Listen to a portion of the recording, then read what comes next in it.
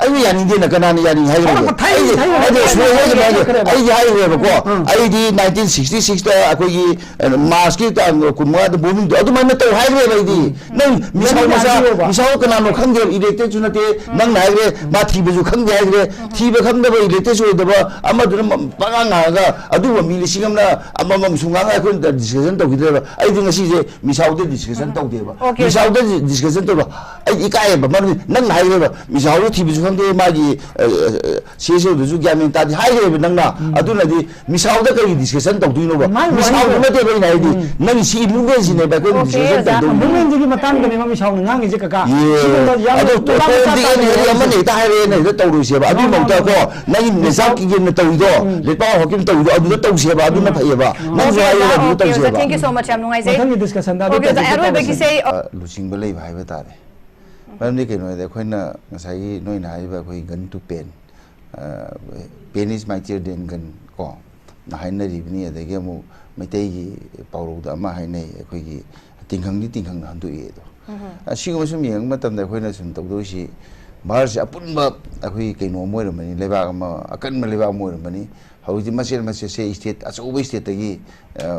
ꯇꯣꯈꯥꯏ ꯇꯣꯈꯥꯏ ꯇꯥꯔꯛꯄ ꯀꯣ ꯑꯁꯥꯝꯗꯒꯤ ꯃꯤꯖꯣꯔꯥꯝ ꯊꯣꯛꯂꯛꯄ ꯃꯦꯘꯥꯂയ ꯊꯣꯛꯂꯛꯄ ꯑꯃ ꯊꯣꯛꯈꯤꯕ ꯑꯔꯨꯅꯥꯆꯜ ꯊꯣꯛꯈꯤꯕ ꯀꯣ ꯑꯗꯒꯤ ꯑꯟꯙ꯭ꯔ ꯄ꯭ꯔꯗꯦꯁꯇꯒꯤ ꯇꯦꯂꯪꯒꯥꯅꯥ ꯊꯣꯛꯈꯤꯕ ꯃꯁꯤ ꯈꯨꯗꯤꯡꯃꯛꯁꯤꯒꯤ ꯃꯥꯌꯣꯛꯇ ꯑꯩꯗꯤ ꯀꯝꯃꯨꯅꯤꯁꯠ ꯄꯥꯔꯇꯤ ꯑꯣꯐ ꯏꯟꯗꯤꯌꯥ ꯃꯥꯔꯛꯁꯤꯁꯀꯤ ꯁꯦꯀ꯭ꯔꯦꯇꯔꯤ ꯃꯣꯏꯅ ꯚꯥꯔꯠꯇ ꯂꯩꯕ ꯄꯣꯂꯤꯇꯤꯀꯦꯜ ꯄꯥꯔꯇꯤ ꯍꯥꯏꯇꯥꯔꯦ BJP हायरो कांग्रेस हायरो अतई अतोप पार्टी लोइनमक से एक्सेप्ट माय पार्टी CPIM से नतना स्टेट खाइदोक लोइ याएबा मोइसे मदुई खुदमदी आंध्र प्रदेश तेलंगाना खाइदोक मतमदा BJP न सगोली कांग्रेस न सगोली लोइ सगोली अरे मोइन ngai jaidi तौसनबने खली BJP ओइरो अमा आइरो कांग्रेस हायरो को अदो मसिदो ऑन रिकॉर्ड सी हेक फाकपदि येंगनेबा CPM खक्तदनेबा आंध्र प्रदेश तेलंगाना खाइदोक पसि चला अदुना हौइसु अदु लेपेबे खोइनको अदुना खोइनि यंकांदा अदु रुबे खोइ कै तोबो ताइ हौजि मिसावै तो कनाना खोनि इंडिविजुअल अमना ngang को अखोइना आइदि सब्जेक्ट सिंग असि टॉपिक सि खंगदबने अदुगा इंडिविजुअल अमना ngang अखोइना पंगनै नैनबसिसु होंग चाव तोम दिगेन हरि जलाल अदु तौरदे अखोइसु अखोइजे सुम पिथालनेबा हाइ मिसावदो कनामदना खंगबनते हौजि कैनोना हाइदुनि अखोइगी इचा हाइगदरा सुरेश हाइदुने थीबा खंगदेना अदुगुम थीबा खंगना सुम ngang सुम तौरदे कोइ कैनो सोशल मीडिया मा तौर सुम तौरबोदि अखोइजो ngang तारनेबा अद आइन हाइजैदि से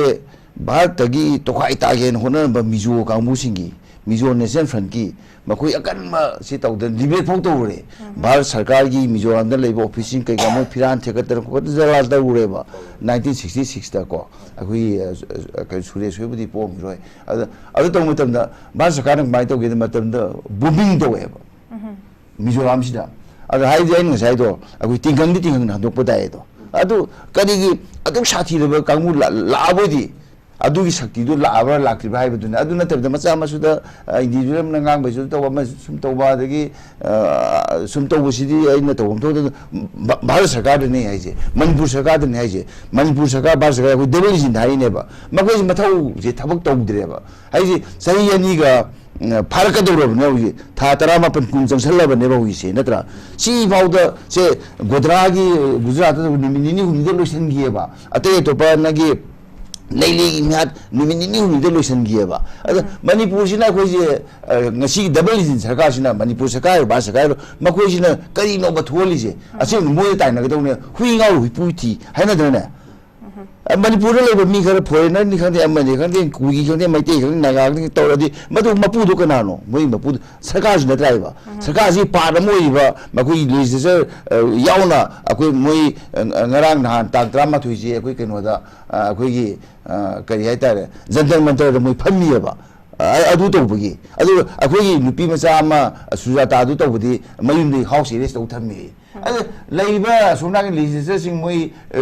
9 मापन 10 दुदि हाउस अरेस्ट थौदि कगिनोबा अदु आइदि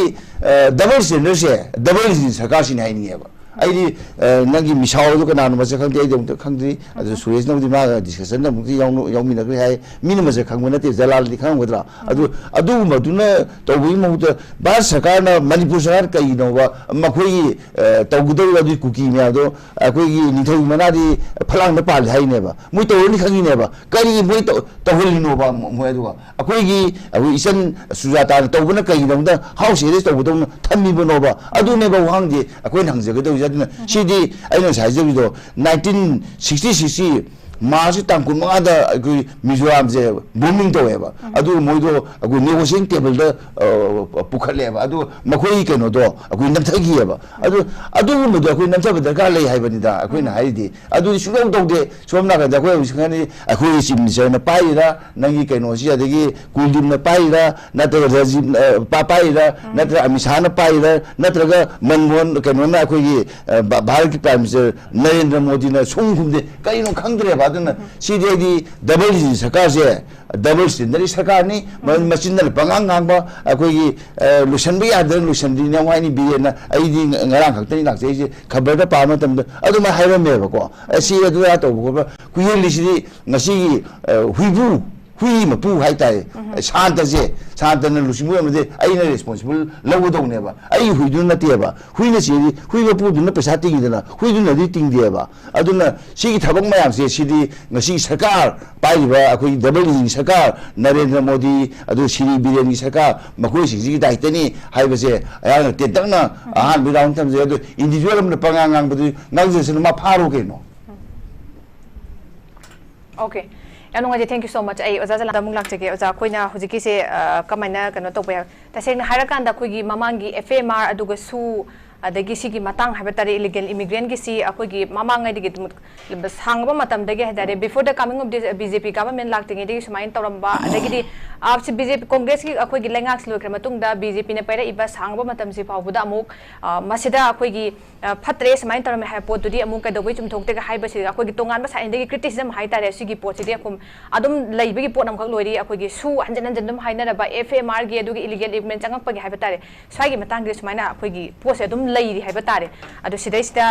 मयामना अमुक अखोई की पामबसी तसेंगना हाइराकांदा हुजिकी इरांग सिद्दा लोशन बाहाइता तसेंग नमक मीटिंग थम्मकांदा अखोगी अमतोइन हाइबा तारी हुजि कैदौसिगी हाइराकान लोशन बगी अपाम सिमक याम तीना अखोगी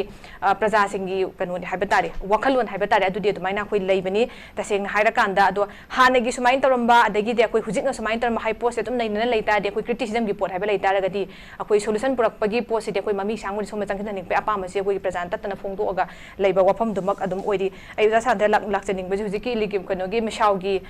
गे पोट से मागी से लाए ला कांदा अखोई तसेंगना अखोइना सिदगी येंगबा याबसी कनोदा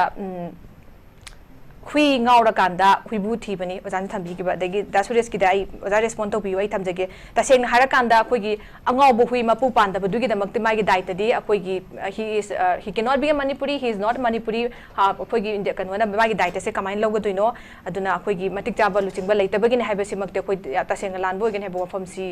कमाइन थंबीनी ओजा अखोइन हाइदुदि ngsai huido ngasai gi stray dog tu nateda ai mantri yaurina mantri do ngasi suresna nemsa ki bi je foreign hai ngam ko अखोई की लेपा हॉकी से मा फोरन है मोय यावरी बा जलाल मोय याम वेरी मच इन सी मूवमेंट यावरी बा अरुना अगो सुरेश नाइ जे मा जे खितंग चुम्बा सामे मुदम मगरि चुम्बा दुने को अदु आइना गागी नेमसा की बेजिगु न फोरन हाइदो बाउंग नते आई हाइगे बा सुरेश को अदगे मु नगी लेपा हॉकी फोरन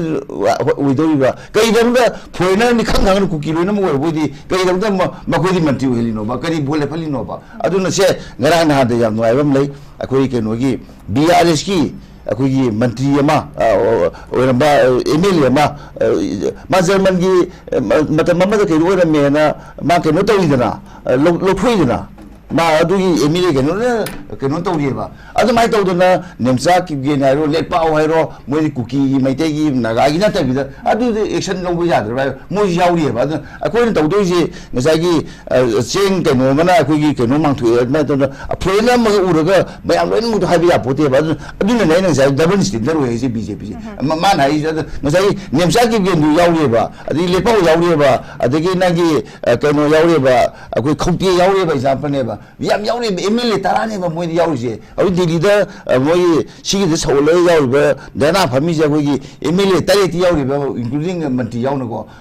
ꯑꯗꯨꯅꯤꯗ ꯑꯩꯅ ꯍꯥꯏꯖꯔꯤꯗꯤ ꯑꯗꯨꯅ ꯃꯆꯥ ꯃꯁꯨꯗ ꯅꯠꯇꯕ ꯑꯗꯨ ꯑꯣꯏꯔꯕꯨꯗꯤ ꯉꯁꯥꯏꯗꯣ ꯉꯁꯥꯏꯒꯤ ꯒꯟ ꯏꯁꯦ ꯑꯩꯈꯣꯏꯒꯤ ꯄꯦꯟ ꯏꯁ ꯃꯥꯏꯇꯤꯌꯔ ꯗꯦꯟ ꯒꯟ ꯀꯣ ꯑꯗꯒꯤ ꯒꯟꯗꯒꯤ ꯄꯦꯟꯗ ꯂꯥꯛꯁꯤꯒ ꯍꯥꯏꯕꯗꯣ ꯑꯗꯨꯃꯥꯏꯅ ꯇꯧꯗꯅ ꯑꯩꯅ ꯉꯁꯥꯏ ꯍꯥꯏꯔꯤꯕ ꯃꯩꯇꯩꯂꯣꯟꯒꯤ ꯀꯩꯅꯣꯗ ꯑꯃ ꯄꯥꯎꯗ ꯑꯩꯈꯣꯏꯒꯤ ꯇꯤꯡꯒꯪ ꯍꯟꯗꯣꯛꯑꯦꯅ ꯑꯗꯨ ꯑꯣꯏꯔꯕꯨꯗꯤ ꯚꯥꯏꯑꯣꯂꯦꯟꯁ ꯇꯧꯁꯦ ꯍꯥꯏꯕ ꯅꯠꯇꯕ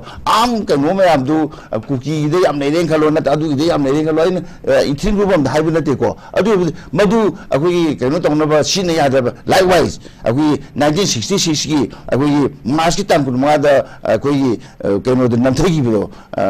ꯃꯤꯖꯣꯔꯥꯝꯗ ꯅꯝꯊꯈꯤꯕ ꯑꯗꯨꯃꯥꯏꯅ ꯅꯝꯊꯕ ꯌꯥꯏ ꯂꯣꯏ ꯈꯪꯉꯦ ꯍꯧꯖꯤꯛꯇꯤ ꯁꯤꯇꯦꯂꯥꯏꯅ ꯀꯩꯅ ꯀꯅꯥꯒꯤ ꯂꯦꯡꯕ ꯑꯣꯄ ꯂꯣꯏ ꯈꯪꯉꯦꯕ ꯉꯁꯤ ꯁꯥꯟꯇꯅ ꯀꯗꯥꯏ ꯋꯥ ꯉꯥꯡꯉꯤꯁꯦ ꯈꯪꯉꯦꯕ ꯖꯂꯥꯅ ꯉꯥꯡꯉꯤꯁꯦ ꯀꯗꯥꯏꯗꯅꯣ ꯈꯪꯉꯦꯕ ꯑꯗꯒꯤ ꯑꯃꯨꯛ ꯁꯨꯔꯦꯁꯅ ꯐꯅꯌꯥꯝ ꯂꯣꯜꯂꯁꯨ ꯀꯗꯥꯏꯗꯅ ꯂꯩꯔꯤꯁꯦ ꯈꯪꯉꯦꯕꯀꯣ ꯑꯗꯨꯅ ꯑꯩꯈꯣꯏ ꯃꯣꯕꯥꯏꯜ ꯃꯥꯒꯤꯗ ꯊꯤꯕ ꯌꯥꯝ ꯂꯥꯏꯅꯔꯕꯅꯦꯕ ꯑꯗꯨꯅ ꯌꯥꯝ ꯂꯥꯏ ꯁꯔꯀꯥꯔꯁꯤꯅ ꯃꯊꯧ ꯇꯧꯔꯨꯕꯗꯤ ꯁꯨꯔꯦꯁꯀꯣ ꯑꯩꯅ ꯍꯥꯏꯗꯤꯀꯣ ꯃꯊꯧ ꯇꯧꯔꯨꯕꯗꯤ ꯑꯩꯈꯣꯏ ꯃꯌꯥꯝ ꯆꯩꯅꯔꯤꯕ ꯉꯥꯡꯅꯔꯤꯕ ꯃꯌꯥꯝ ꯑꯃꯠꯇ ꯇꯧꯅꯔꯝꯃꯣꯏ ꯍꯥꯏꯕꯅꯤꯗ ꯑꯗꯨꯅ ꯃꯊꯧ ꯃꯁꯛ ꯈꯪꯗꯕ ꯑꯗꯨꯅ ꯗꯕꯜ ꯁ꯭ꯇꯦꯟꯗꯔꯒꯤ ꯁꯔꯀꯥꯔꯅꯤ ꯗꯕꯜ ꯏꯟꯖꯤꯟꯒꯤ ꯍꯥꯏꯁꯦ ꯑꯩꯅ ꯍꯥꯏꯁꯦ ꯑꯗꯨꯅꯤꯗ ꯃꯥꯅ ꯄꯉꯥꯡꯅ ꯉꯥꯡꯕ ꯑꯩꯈꯣꯏꯒꯤ ꯅꯤꯡꯊꯧꯅ ꯄꯉꯥꯡ ꯉꯥꯡꯉꯝꯕꯣꯏꯗꯤ ꯀꯩ ꯊꯥꯏꯅꯗꯤ ꯅꯤꯡꯊꯧ ꯄꯥꯜꯂꯗꯤ ꯁꯤꯒꯨꯝꯕ ꯑꯝꯇ ꯇꯧ ꯉꯝꯃꯣꯏꯕ ꯅꯤꯡꯊꯧ ꯄꯥꯟꯕꯗ ꯁꯧꯒꯠꯄꯗꯤ ꯅꯠꯇꯦꯀꯣ ꯑꯩꯅ ꯍꯥꯏꯁꯦ ꯑꯁꯦꯡꯕ ꯂꯨꯆꯤꯡꯕꯗꯨ ꯂꯩꯔꯗꯤ ꯑꯗꯨꯅ ꯑꯗꯨꯒꯤ ꯂꯨꯆꯤꯡꯕꯗꯨ ꯂꯩꯇꯦ ꯍꯥꯏꯕꯅꯤꯗ ꯑꯗꯨꯅ ꯑꯩꯗꯤ BJPꯗꯁꯨ ꯍꯥꯏꯔꯤꯌꯦ ꯑꯁꯦꯡꯕ ꯂꯨꯆꯤꯡꯕ ꯑꯃ ꯈꯟꯕꯤꯌꯨ ꯍꯥꯏꯅ ꯆꯍꯤ ꯊꯥ ꯀꯨꯟꯁꯤ ꯑꯩꯈꯣꯏꯒꯤ ꯃꯊꯧ ꯇꯧꯕ ꯉꯝꯗꯕ ꯊꯥ ꯀꯨꯟꯁꯤ ꯃꯅꯤꯄꯨꯔꯗ ꯚꯥꯏꯑꯣꯂꯦꯟꯁꯁꯦ ꯀꯟꯇꯦꯟ ꯇꯧꯕ ꯉꯝꯗꯕ ꯑꯗꯨꯒꯨꯝꯕ ꯃꯤꯗꯣ BJPꯗ ꯑꯐꯕ ꯑꯃ ꯈꯜꯂꯗ ꯁꯨꯔꯦꯁ ꯑꯣꯏꯔꯁꯨ ꯌꯥꯏ ꯑꯦꯛꯖꯥꯝꯄꯜꯅꯤ ꯑꯩ ꯍꯥꯏꯁꯦ ꯅꯠꯇ꯭ꯔꯒ ꯑꯐꯕ ꯃꯤ ꯑꯃ ꯍꯥꯏꯗꯤ ꯃꯥꯁꯦ ꯇꯦꯁ ꯇꯧꯔꯦꯕ ꯑꯩꯈꯣꯏꯒꯤ ꯆꯍꯤ 2 ꯐꯥꯔꯛꯀꯗꯧꯔꯤ ꯁꯤꯐꯥꯎꯗ ꯉꯝꯗ꯭ꯔꯦꯕ ꯑꯗꯨꯅꯅꯦ ꯀꯝꯃꯨꯅꯤꯁꯠ ꯄꯥꯔꯇꯤꯒꯤꯗ ꯃꯥꯔꯛꯁꯤꯁꯅ ꯑꯩꯈꯣꯏ ꯍꯟꯖꯤꯟ ꯍꯟꯖꯤꯟꯅ ꯋꯥꯔꯤ ꯂꯧꯗꯅ ꯑꯩꯈꯣꯏꯒꯤ BJPꯅ ꯂꯨꯆꯤꯡꯕ ꯁꯔꯀꯥꯔꯁꯦ ꯑꯩꯈꯣꯏ ꯗꯤꯁꯃꯤꯁ ꯇꯧꯕ ꯍꯥꯏꯗꯦ BJPꯅ ꯂꯩꯕ ꯁꯔꯀꯥꯔꯁꯦ NDꯒꯤ ꯁꯔꯀꯥꯔꯁꯦ ꯑꯩꯈꯣꯏ PR ꯊꯝꯁꯤ ꯍꯥꯏꯗꯦ ꯑꯩꯈꯣꯏꯅ ꯍꯥꯏꯗꯤ ꯃꯊꯧ ꯃꯁꯛ ꯈꯪꯗ꯭ꯔꯕ ꯍꯩꯇ꯭ꯔꯕ ꯑꯩꯈꯣꯏ CDBNꯁꯦ ꯑꯣꯅꯔꯃꯜ CMꯁꯦ ꯃꯁꯤ ꯁꯤꯟꯗꯣꯛꯑꯣ ꯑꯩꯈꯣꯏꯅ ꯍꯥꯏꯕꯅꯦꯕ ꯑꯩꯈꯣꯏꯅ ꯍꯥꯏꯗꯤ ꯌꯦꯡꯁꯦꯕ ꯃꯅꯤꯄꯨꯔꯁꯤꯕꯨ CDBN ꯅꯠꯇꯦ ꯂꯨꯆꯤꯡꯕ ꯑꯝꯇ ꯂꯩꯇ꯭ꯔꯕꯅꯦ ꯃꯥ ꯑꯐꯕ ꯌꯥꯝ ꯌꯥꯎꯔꯤꯅ BJP ꯃꯥꯌꯣꯛꯁꯤꯗ ꯑꯐꯕ ꯑꯩꯈꯣꯏꯅ ꯌꯦꯡꯀꯥꯟꯗ ꯃꯌꯥꯝꯅ ꯐꯩꯌꯦꯅ ꯈꯜꯂꯤꯕ ꯁ꯭ꯄꯤꯀꯔ ꯌꯥꯎꯔꯤꯅ ꯃꯌꯥꯝꯅ ꯐꯩꯌꯦꯅ ꯈꯜꯂꯤꯕ ꯃꯟꯇ꯭ꯔꯤ ꯌꯥꯝ ꯌꯥꯎꯔꯤꯅ ꯃꯣꯏꯁꯨ ꯑꯃꯨꯛ ꯌꯦꯡꯕ ꯌꯥꯏꯅ ꯅꯠꯇ꯭ꯔꯅꯦ ꯑꯃꯨꯛ ꯀꯣꯛꯁꯤꯕꯨ ꯖꯂꯥꯜꯅ ꯁꯨꯝ ꯑꯣꯏꯔꯗ꯭ꯔꯥ ꯄꯨꯟꯁꯤ ꯆꯨꯞꯄ ꯑꯩꯈꯣꯏ CPMꯒꯤ ꯁꯦꯀ꯭ꯔꯦꯇꯔꯤ ꯁꯥꯗꯅ ꯁꯨꯝ ꯑꯣꯏꯔꯗ꯭ꯔꯅꯦ ꯑꯩꯈꯣꯏ ꯃꯥꯒꯤ ꯀꯩꯅꯣꯗꯣ ꯈꯔ ꯈꯟꯕ ꯇꯥꯏ ꯑꯗꯨꯅ ꯌꯥꯗ꯭ꯔꯗꯤ ꯄ꯭ꯔꯖꯥꯅ ꯌꯥꯔꯛꯇꯕꯗꯤ ꯄ꯭ꯔꯖꯥꯅ ꯌꯥꯗ꯭ꯔꯦ ꯈꯪꯉꯦ ꯃꯩꯇꯩ ꯃꯌꯥꯝꯅ ꯃꯔꯝꯗꯤ ꯂꯣꯛ ꯁꯚꯥꯒꯤ ꯏꯂꯦꯛꯁꯟꯗ ꯈꯪꯉꯤꯗꯦ ꯃꯩꯇꯩꯒ ꯑꯩꯈꯣꯏꯒꯤ ꯀꯩꯅꯣꯒꯅ ꯀꯨꯀꯤꯒꯅ ꯈꯠꯅꯔꯤꯕꯅꯤꯁꯤꯅ ꯌꯥꯗ꯭ꯔꯦ BJP ꯂꯣꯏ ꯄꯣꯔꯦ ꯅꯠꯇ꯭ꯔꯥ ꯑꯗꯨꯅꯦꯕ ꯇꯧꯋꯦ ꯑꯗꯨꯅ ꯌꯥꯗ꯭ꯔꯕ ꯄꯣꯠꯇꯨ ꯂꯤꯗꯔꯁꯤꯞ ꯆꯦꯟꯖ ꯇꯧꯕ ꯁꯣꯝ ꯅꯥꯀꯟꯗꯗꯤ ꯑꯩꯈꯣꯏꯒꯤ ꯚꯣꯠ ꯄꯣꯕꯒꯤ ꯂꯤꯁꯤꯡ ꯑꯩ ꯃꯁꯥꯗꯨꯁꯨ ꯗꯤꯖꯥꯏꯟ ꯇꯧꯕ ꯌꯥꯎꯔꯤꯑꯕ ꯑꯩꯈꯣꯏꯁꯤꯗꯤ ꯍꯦꯛꯇ ꯉꯝꯃꯤꯐꯥꯎ ꯄꯥꯏꯔꯅꯤ ꯍꯥꯏꯕꯒꯤ ꯋꯥꯐꯝꯗ ꯂꯩꯅꯔꯦꯕ ꯑꯩꯅ ꯍꯥꯏꯁꯦ BJP ꯃꯅꯨꯡꯗ ꯗꯤꯕꯤꯖꯟꯗꯨ ꯇꯧꯕ ꯅꯠꯇꯦ ꯑꯩꯈꯣꯏꯅ ꯌꯥꯝꯅ ꯎꯔꯦꯕ ꯀꯅꯥꯅ ꯗꯤꯕꯤꯖꯟ ꯑꯣꯏꯖ ꯑꯗꯨꯅ ꯑꯩꯈꯣꯏꯅ ꯌꯦꯡꯉꯦ ꯑꯩꯅꯁꯨ ꯍꯟꯖꯟ ꯍꯥꯏꯗꯨꯅꯦꯕ ꯉꯁꯤ ꯁꯔꯀꯥꯔ CDBN ꯂꯨꯆꯤꯡꯕ ꯁꯔꯀꯥꯔꯁꯤꯗꯤ ꯏꯝꯐꯥꯜꯒ ꯊꯧꯕꯥꯜꯒ ꯈꯠꯅꯅꯕ ꯍꯣꯠꯅꯩꯌꯦꯕ ꯑꯗꯒꯤ ꯗꯤꯁꯇ꯭ꯔꯤꯛ ꯑꯅꯤ ꯈꯠꯅꯅꯕ ꯍꯣꯠꯅꯩꯌꯦꯕ ꯃꯤꯗ ꯑꯗꯨꯒ ꯑꯩꯈꯣꯏꯒꯤ ꯖꯥꯇꯤ ꯃꯁꯦꯟ ꯏꯊꯤꯜ ꯒ꯭ꯔꯨꯞ ꯑꯃꯒ ꯈꯠꯅꯅꯕ ꯍꯣꯠꯅꯩꯌꯦꯕ ꯁꯤ ꯑꯩꯈꯣꯏ ꯐꯣꯡꯅ ꯇꯧꯔ ꯑꯗꯨꯅ ꯑꯩꯅ ꯗꯤꯚꯤꯖꯤꯞ ꯐꯣꯔꯁ ꯍꯥꯏꯁꯦ ꯉꯁꯤ ꯀꯩꯅꯣꯁꯦ BJP ꯃꯅꯨꯡꯗ ꯑꯐꯕ ꯌꯥꯝ ꯌꯥꯎꯔꯤ ꯂꯨꯆꯤꯡꯕ ꯌꯥꯝ ꯑꯩꯈꯣꯏꯅ ꯈꯟꯕ ꯚꯥꯔꯠ ꯄꯨꯝꯕꯒꯤ ꯂꯨꯆꯤꯡꯕ ꯑꯣꯏꯅ ꯑꯃ ꯌꯥꯝ ꯌꯥꯎꯔꯤ ꯃꯅꯤꯄꯨꯔꯗꯁꯨ ꯌꯥꯎꯔꯤꯕ ꯑꯗꯨ ꯌꯥꯝꯅ ꯁꯤ ꯑꯣꯟ ꯔꯦꯀꯣꯔꯗꯅꯦꯕ ꯊꯧꯕꯥꯜꯗ ꯑꯩꯈꯣꯏ ꯅꯣꯏ ꯊꯧꯕꯥꯜꯅ ꯆꯍꯤ 35 ꯄꯥꯏꯔꯝꯃꯦꯅ ꯏꯝꯐꯥꯜꯅꯁꯨ ꯃꯇꯝ ꯈꯔ ꯄꯥꯏ ꯌꯥꯏꯅꯦ ꯍꯥꯏꯁꯤ ꯑꯗꯨꯗꯤ ꯆꯤꯐ ꯃꯤꯅꯤꯁꯇꯔꯅ ꯍꯥꯏꯕ ꯌꯥꯝ ꯋꯥꯔꯅꯤ ꯁꯤꯕꯣ ꯀꯩꯊꯦꯜ ꯐꯝꯕꯤꯅꯕꯨ ꯍꯥꯏꯔꯔꯣꯏꯕ ꯑꯩꯅ ꯍꯥꯏꯁꯦ ꯀꯩꯊꯦꯜ ꯐꯝꯕꯤ ꯁꯣꯔꯤ ꯑꯩꯈꯣꯏ ꯃꯤ ꯑꯃꯠꯇꯅꯁꯨ ꯍꯥꯏꯔꯔꯣꯏꯕ ꯑꯗꯨꯅ ꯁꯤꯒꯨꯝꯕ ꯇꯧꯅꯕꯁꯦ ꯑꯩꯅ ꯍꯥꯏꯗꯤ ꯇꯧꯗ ꯐꯩ ꯑꯗꯨꯅ ꯗꯤꯚꯤꯖꯤꯠ ꯑꯩꯈꯣꯏꯒꯤ ꯀꯩꯅꯣ ꯑꯣꯏꯕꯤꯒꯅꯨ ꯑꯗꯨꯒꯤ ꯃꯍꯨꯠꯇ ꯑꯩꯈꯣꯏꯒꯤ ꯏꯟꯀ꯭ꯂꯨꯁꯤቭ ꯑꯣꯏꯕ ꯃꯅꯤꯄꯨꯔ ꯑꯃ ꯁꯥꯒꯠꯅꯕ ꯍꯣꯠꯅꯕꯗ ꯑꯩꯈꯣꯏꯒꯤ ꯉꯁꯤꯒꯤ ꯂꯩꯕ ꯔꯨꯂꯤꯡ ꯄꯥꯔꯇꯤ ꯃꯤꯁꯤꯡ ꯑꯁꯤꯅ ꯀꯃꯥꯏꯅ ꯇꯧꯅ ꯏꯟꯀ꯭ꯂꯨꯁꯤꯚ ꯑꯣꯏꯕ ꯁ꯭ꯇꯦꯠ ꯑꯃ ꯁꯦꯝꯒꯠꯀꯗꯒꯦ ꯍꯥꯏꯕꯗꯨꯅꯦ ꯑꯗꯣ ꯏꯟꯀ꯭ꯂꯨꯁꯤꯚ ꯑꯣꯏꯕꯁꯦ ꯑꯩꯈꯣꯏꯒꯤ ꯃꯆꯦꯠ ꯁꯨꯝ ꯊꯨꯒꯥꯏꯔꯒ ꯇꯧꯕꯁꯤ ꯀꯩꯅꯣꯗ ꯑꯩꯈꯣꯏ ꯂꯣꯏꯅꯃꯛꯇ ꯃꯥꯡꯉꯦꯕ ꯃꯅꯤꯄꯨꯔ ꯄꯨꯝꯕꯗ ꯃꯥꯡꯉꯤ ꯃꯔꯨꯑꯣꯏꯅ ꯈ꯭ꯋꯥꯏ ꯃꯥꯡꯉꯤꯁꯦ ꯑꯩꯈꯣꯏꯒꯤ ꯃꯦꯖꯣꯔꯤꯇꯤ ꯀꯝꯃꯨꯅꯤꯇꯤ ꯑꯣꯏꯔꯤꯕ ꯃꯦꯖꯣꯔꯤꯇꯤ ꯏꯊꯅꯤꯛ ꯒ꯭ꯔꯨꯞ ꯑꯃ ꯑꯣꯏꯔꯤꯕ ꯃꯩꯇꯩꯗꯅ ꯃꯥꯡꯉꯦꯕ ꯑꯗꯨꯅ ꯃꯁꯤ ꯃꯥꯡꯗꯅꯕꯅꯦ ꯑꯩ ꯍꯥꯏꯖꯩꯗꯤ ꯇꯧꯕ ꯌꯥꯕ ꯇꯧꯕꯤꯔꯣ ꯑꯟꯗꯔꯂꯣꯟ ꯇꯧꯔꯗꯤ ꯑꯩꯁꯨ ꯖꯦꯜꯗ ꯅꯨꯃꯤꯠ ꯈꯔ ꯂꯩꯕ ꯌꯥꯎꯔꯤꯅ ꯑꯟꯗꯔꯂꯣꯟ ꯇꯧꯕꯒꯤ नत्रने नसीगी कुकी लुसिंग बमा मैतेगी लुसिंग बमा मैमसी हौजी तौनाइबो कनोजे जेल लेबम त याउदी होय सीगिबा नागिबदुदी कुकी नाटपा मैते नाटपा अदु नाटपा अम मतबे पुलिस नाटपा पुलिस अब तौनरी को अदु नतब फारगा कना जेल थमगे ngasi अखोय खंगे ngarang na da अखोय angang bi yang hakre madu mi hapa sing do खंगे आरे mi hapa sing do ka दौरिगे बा फार भाई बा अदु ने बा फादना कोट पुतुक तो गदौ ने बा अद भारतीय आइजे सेंदो पो याबो के याबो सेंदो पो तारि मन दि केना अखोय नि येंगे दोसि अखोय ना तौबज मी फतब खरना लोइना मांगथोन मदो अदु नतबा अदि अमन हो हौहिबो कया अमद मदुले सुम हाय हायदना अखोय ज लेरे ड्राइव अदुना आइने वारी दिबम नै कैसान गा अखोयगी हामिंग गी वारी दो थाइना नंग न मानो ओरम याय दो ममादु तव मसु अदुना अदुना हौजी अखोयना पाम हौजी मै चाइ कन मदुनेबा मजि हौरक्तन तौसुम तो आन मदु कनबा अदु कल मतुंग हौरफम दु थिबा मतुंग दम हौरक्तन तौगदौनेबा अदुना हौजी ए हौरफम खंदी मै चाक्सन मै चाक्सन हायदि अदुदि सुरेश लालेबा हौरफम दु थिजेबा मै चाइ सान कनजेबा जला नत्रा हाना मै चाइ बजे कन तारे लोशन मतारे अदु हौरफम दु सिंने दा कोइ लाइक ला सुयरबा इंटेलेक्चुअल सिंग पॉलिटिशियन सिंग अदि सीएसओ सिंग लोइ लेरि अखोय सुरेश सुजि यावरि अखोयना कोना कलम मतुंगना अखोय हाना नैना से कोन नैना साइबनेबा अदु हाना अखोयगी मरुदो हौरफम दु हान थिजे चाक्सन हायदि अदुदि लालकने सुरेश नंगदि याम फजेबा तौबदबु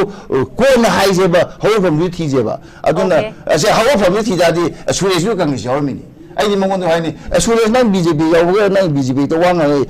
कांग्रेस तो बो नंग था मन जदि गायु हाइबने माइ तो बो कांग्रेस की चेरगा ngangeba ai mi dai ju nu hai ba aduna hawa phom na thiu hawa phom de akhoi bi ne ju congress na tren to ri yaw ri na to ne ma yaw ri matam ne ba 2002 da gi na 2000 ma yaw je akhoi 17 phau ne yaw yaw do 16 phau hai ta ne ko adu sang ba sai tam ni ta ma yaw ri ne ba hawa phom de ma so mi ya si na de ai nai di haw jo wi sai jan kan ji hawa phom do adu ko na thi ji thi re ma du mathang to ri sai ba ne ba su lai hai ji aduna akhoi nai je je ai nai ji balance yang fazana hairabani maradi akoi hana kan mutai bang sai akoi na ma haina badai ne akoi mi akoi isina ta si re do kumai ta ina ne ne ba ya dia hala ma kan mutai ba phaset pi mutai ba adu si mana ta je leirai phatab de ne leirai ni khai badai ni si da to badai hai ba kon thi hai ba nei hai dia aduna si ni sure je na hai je okay za yam nungai je huji akoi gi huji huji maroi basi huji thoi basi hana basi loisin bagi akoi gi kano do meeting go do han thamche hana gi do gi puthong raga si tawba khot pa haibna chingba lei adu sing do thina dana haiba tare sida hana akoi kano pi se bagi pot se lei hawrakom thiraga di amaso maso akoi gi mayam am thonglan ni bafam zo jana thambi di maroi na aroi bagi oina oza akoi gi das relation so mayam ama kano to bi re thamme hai tare kamai response to bi ni ga सुरेशी exposure याम सीदा माना तौज के मा असि तहु बसिन जु खर कानानि मा नतदि आईएलपी सि मान प्रोपोजल नते मा याव प्रोपोजल नते मसु बी ने प्रोपोजल असेमदि आईएलपी सिटी को अखोइना अखोइगी सीए की माय उतन दलो याम कन तौबा नोर्सन जे लोइने अखोइगी यावखलकपा सीए मीन्स अखोइगी मुस्लिम सिंजे मुसलमान सिंजे मैतेउन Pangan सिंजे si lakpadi Pakistan dai lak pairo amadi lak pairo makoi na tabakhi akoi gi Bharat ki sijin oisi ohenji haiba misana madu ma hote ko bharat pum changsan ba adu gi do theidona na ba ILP sin ILP movement do adu ki mati kan gi besu na te ba akoi na ninba do adu theidona na to buna aduna si yam phai akoi gi kaino na hai se ma na defend to na dai ki adu ILP ge mari leina ba adu to pam ni adu si na to pam ni adu na ai hai ko na to si adu na to pam adu asembudi si gi movement da se ta so tin se tha ma namsali ni si movement da अदगी I J underground दा BJP की मतम जिदा आई Pusa the जन दा तानी खलम देबा आई था अनि रक ताइबा बीजेपी सरकार जिम युम द रे तो यम म तो शांत गुम तो अंग पम नेबा आई यम नुआय बा sai इतिहास दी मसी फज तारे न खले अदुना अखोनी यंग दा अदुना तबा हवी तो जी कुमाई तो चाइबा मी साई हाइदो माइ दु यम फजै ग्यास द थिबा अदु अमतन हाना मदु कंटेन तो गदबनी नत सुया यारोय मी दो अखोगी सिदो मी दो कंददना ngasai hana kumai ta ina sumai na ta di yaroi ba dun ai na je dori di akoi matam sida से irrespective of my caste, creed, community, my ethnicity, loinamang thadongnara inclusive oiba movement ama akoi pameba kumai to ko movement sa kadagi ade akoi kenu na haideba Manipuri issue da akoi hajan CM jani unare governor unare akoi manang lead tawraga political party sing CSU ju yauna akoi Delhi da umtang tawno mu se suwa yade ai Suresh na ba official na teba biren da kon hai ire pine akoi Suresh akoi yam chala hai ne ba adu opposition party meeting ju tawsi nang lead taw bi mangon hai ne ba adu jo mana ta ja sina kana na tawino ji khang da ai chung ba da akoi jalal na jung sa hai bi du ne